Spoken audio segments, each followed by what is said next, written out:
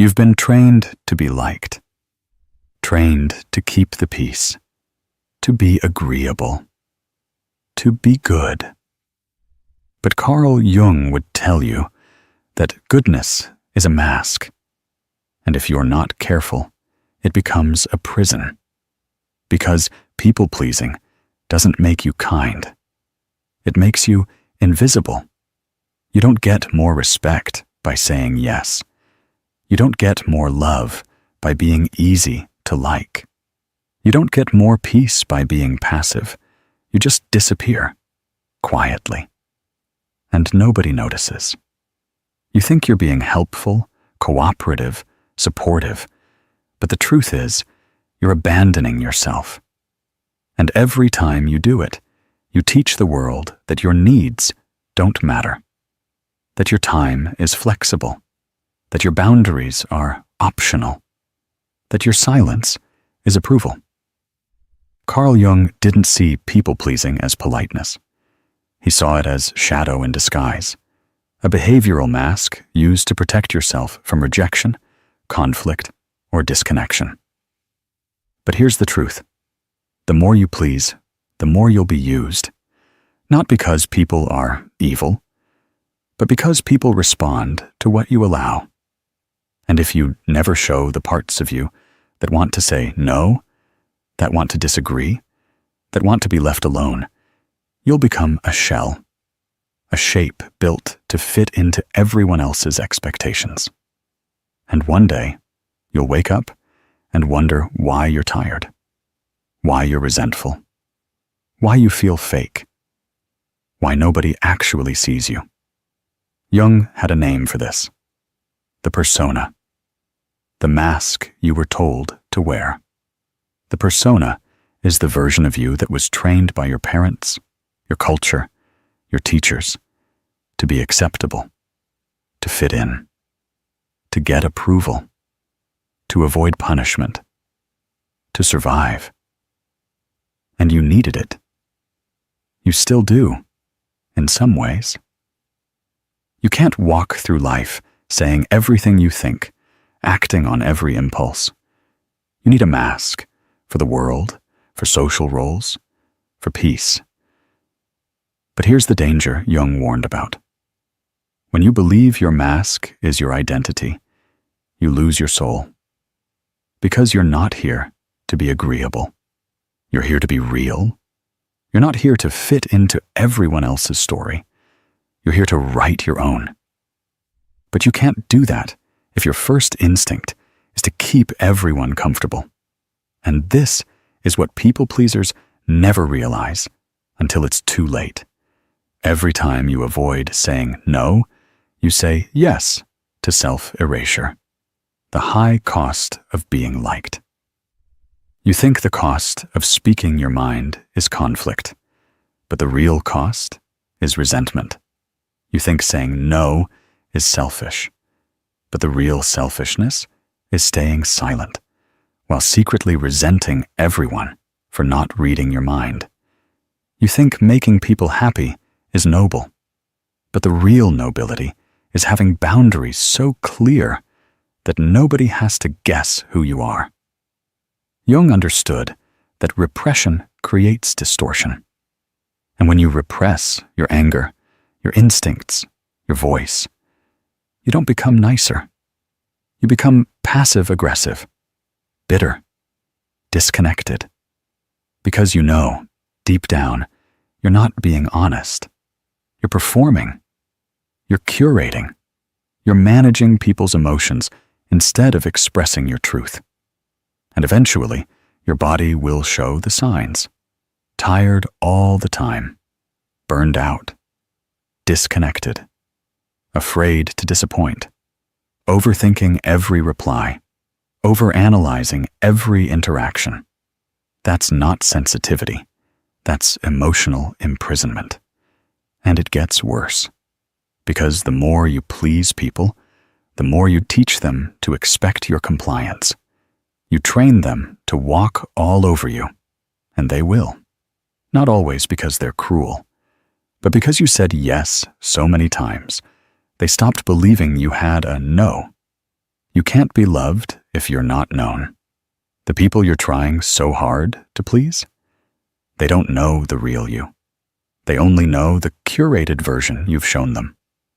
And you're afraid to change now, because if you suddenly set boundaries, they'll say you've changed.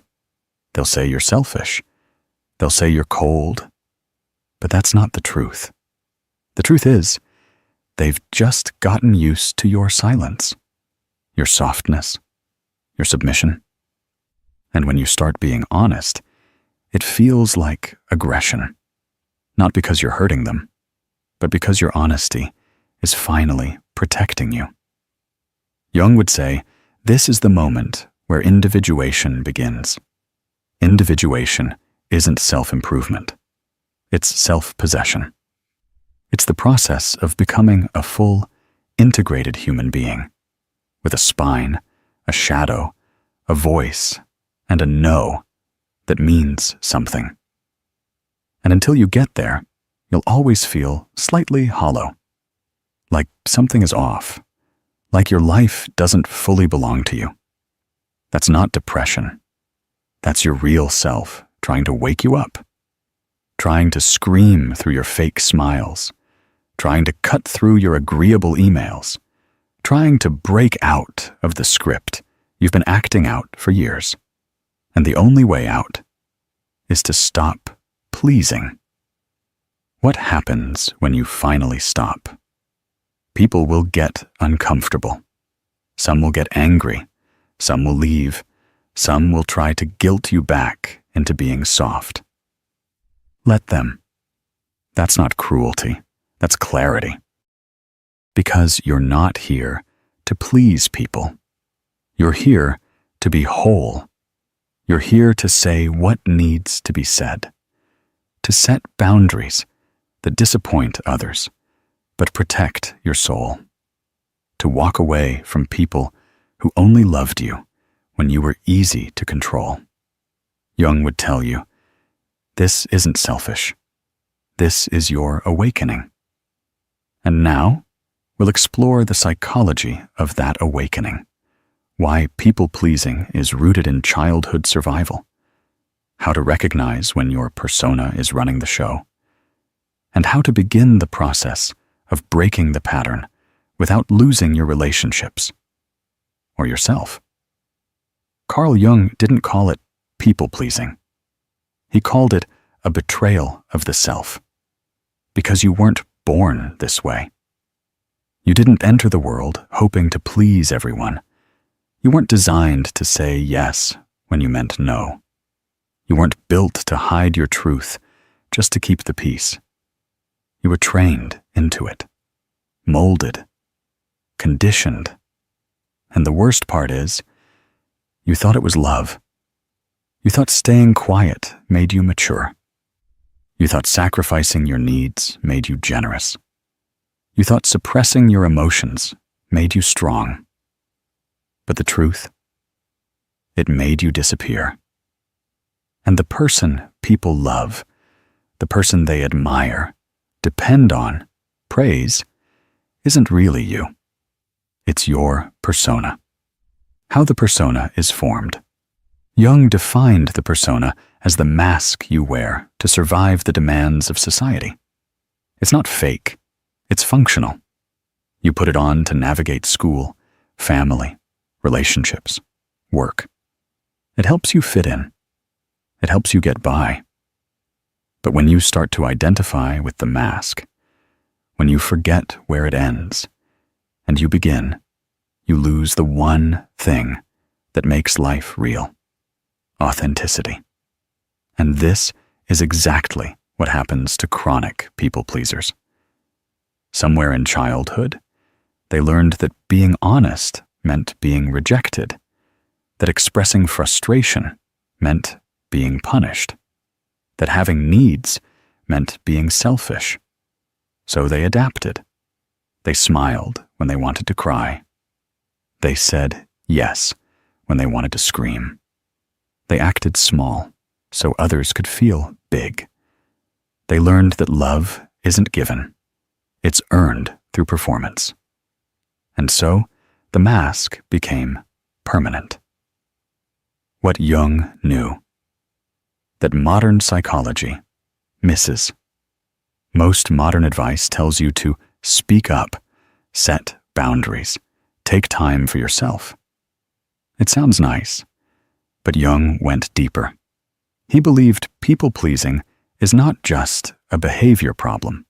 It's a soul fracture. Because when you abandon your true self over and over again, you don't just lose your voice, you lose your identity. You start asking, who am I without this role? What if people leave when I stop giving? Will anyone stay if I finally say what I feel? These aren't surface-level fears. They're existential. Because your survival used to depend on being liked. And now you've confused being liked with being safe. But the problem is, every time you choose safety over truth, you lose a little more of yourself. You become someone others depend on, but no one really knows. And this is the secret most people never admit. The people pleaser gets love, but it always feels fake. Because deep down, you know they're loving a version of you that doesn't even exist. They're loving the agreeable you, the reliable you, the flexible you. But what happens when you're tired? What happens when you have limits? What happens when you finally say, no more? That's when the love disappears. And what's left? Guilt, silence, self-doubt. But Jung would say, good. Because that's the beginning of your real life. Individuation, becoming whole, not liked. Jung's idea of individuation is the antidote to people-pleasing. It's the process of reuniting with your shadow, the parts of you that you exiled to stay accepted. Your anger, your selfishness, your pride, your truth. Individuation isn't about becoming perfect. It's about becoming whole. It's saying, yes, I care about others, but I care about myself too. Yes, I want peace, but not at the cost of my truth. Yes, I love you, but I won't abandon me to keep you. That's not rebellion. That's maturity. And if someone can't handle that, let them go. Because Jung believed the self doesn't emerge through approval. It emerges through conflict, through confronting the people who are used to your silence, through disappointing those who only loved your compliance, through risking rejection to become real. And here's the twist. When you stop people-pleasing, you don't lose relationships. You lose imbalanced ones. You lose the people who benefited from your self-abandonment. And you make space for people who see you, love you, and can stand beside you without needing to control you. How to know your persona is controlling you. Jung said the persona is dangerous when it becomes too rigid, when you're always the strong one, always the nice one, always the calm one, always the understanding one. Then it's not a tool, it's a cage. And you'll know you're trapped when you feel exhausted after socializing. You overthink every decision. You're afraid of letting people down. You say yes out of fear, not desire. You feel unseen, even in close relationships. These are not small problems. They are signs that your identity is cracking under the pressure of performance. And the longer you pretend, the more lost you become. Not because you're weak, but because the mask has become too convincing. And now, even you can't tell where it ends. But here's the good news. The moment you realize this, you're free to change. You don't need permission. You don't need everyone to understand. You just need courage. The courage to pause before you say yes. The courage to let people feel disappointed. The courage to walk away from approval and walk toward authenticity. Carl Jung didn't want you to become rude or cold. He wanted you to become so aligned with your truth that no one could manipulate you again. And now we'll explore exactly how to do that. How to stop feeling guilty for protecting your peace. How to rebuild your identity outside of the nice role. And how to become someone who is respected, not just tolerated, all without becoming cold, bitter, or fake. By now, something inside you is shifting. You're starting to see how much of your life has been a performance, how much of your identity was built on keeping others comfortable, how often you've said yes when your whole body whispered no. And maybe for the first time, you're asking the question, who am I when I stop pleasing? That's not an easy question. It's not just about changing your behavior. It's about changing the foundation of who you've been trained to be. Carl Jung understood this better than anyone. Because when you stop pleasing people, you don't just lose comfort, you lose your former self. And what rises in its place isn't someone cruel or bitter. It's someone real. Someone who doesn't need to be liked to be at peace. Someone who doesn't need approval to feel worthy. Someone who can say no without guilt. And yes, without fear. That's what individuation really is. Not spiritual fluff, not moral perfection, but raw, uncomfortable truth, becoming identity. So how do you become that person? Let's go step by step. 1. Recognize the guilt loop for what it is. When you first stop pleasing people, you'll feel guilt. You'll feel it in your stomach, in your throat, in your silence. You'll feel like you're being mean, like you're letting people down, like you're doing something wrong. But Jung would say, this is not guilt. This is withdrawal. You're detoxing from a life of approval addiction. You're experiencing the emotional discomfort of reclaiming your power after years of giving it away. Of course it feels heavy. But that heaviness isn't proof you're wrong. It's proof you're finally moving. Let the guilt come. Don't fight it. Don't overanalyze it. Just feel it and do the right thing anyway. That's how power returns, in the space where guilt no longer dictates your actions. 2. Redefine your value. People pleasers get their worth from one thing: how useful they are to others. If you're helpful, you feel worthy. If you're needed, you feel safe. If you're liked, you feel important. But Jung would tell you, this is not worth. It's conditional performance. And the danger? The moment you stop being useful, you feel replaceable. So the work is simple, but not easy. You must redefine what makes you valuable. Not your utility, not your sacrifice, not your compliance, but your truth, your presence, your boundaries, your ability to be fully yourself, even when it disappoints people. That's where your real value lives, not in what you do for others, but in what you no longer do against yourself. 3. Learn to disappoint without apology. Let this be your next milestone. You can disappoint people and still be good, still be kind, still be worthy. You can say no without over-explaining, without apologizing, without softening it to make them feel better. Because every time you soften your boundary to protect someone else's feelings, you reinforce the lie that your needs are dangerous. They're not. They're sacred. Carl Jung believed that the integration of the shadow is what makes someone whole, and your ability to be misunderstood without collapsing is part of that shadow work.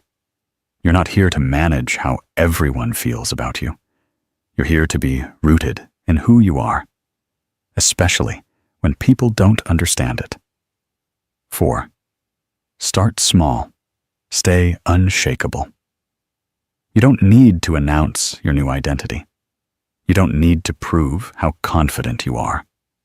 You don't need to argue with everyone who doubts you. Just start small.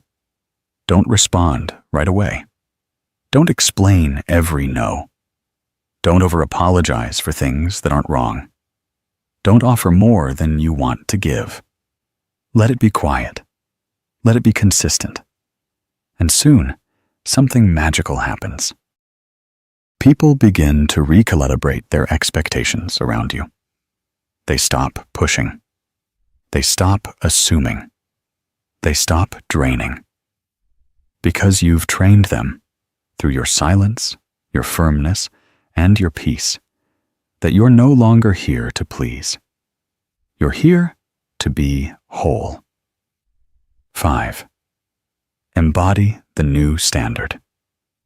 Once you stop pleasing, you'll start attracting differently. People who loved your compliance will fall away. Let them. That's proof you were being used, not loved. And in their place will come people who respect your silence, match your honesty, support your growth, love you for your truth, not your performance. But this only happens if you embody the new standard. Not once, not when it's easy, but every day, in every conversation, where you feel that old part of you wanting to bend again. Don't bend. Feel the urge. Hold the line. Breathe through the moment. Because every time you don't betray yourself, you grow stronger. And that strength, that subtle, grounded, quiet self-possession, is what Jung believed leads to actual transformation.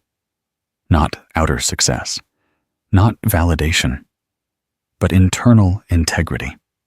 Final words. You'll stop pleasing people after this, not because you've become cold, but because you've become conscious. Carl Jung didn't want you to become cruel. He wanted you to become awake, to stop performing, to stop fawning, to stop bleeding your soul out for people who wouldn't even hand you a bandage.